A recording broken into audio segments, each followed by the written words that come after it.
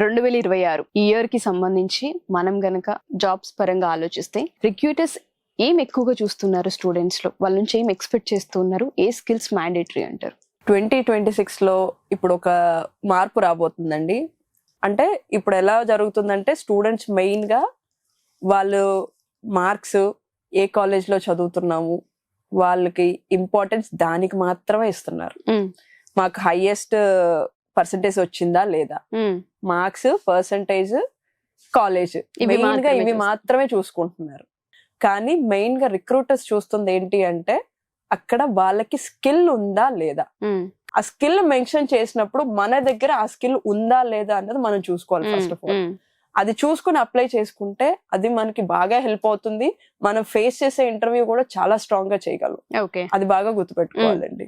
ఇప్పుడు 2026లో మెయిన్ గా కాన్సన్ట్రేట్ చేయాల్సింది పైథాన్, జావా, C++ ఇలాంటి వాటిని కాన్సన్ట్రేట్ చేసి మన బేస్మెంట్ అన్నది స్ట్రాంగ్ చేసుకోవాలండి. ఫస్ట్ ఆఫ్ ఆల్ మనకు కావాల్సిన బేస్ స్ట్రాంగ్ చేసుకుంటే తర్వాత అది భూమికి వచ్చేసరికి మనం అటు షిఫ్ట్ అవ్వడానికి ఛాన్స్ ఉంటుందని నేను చెప్తాను.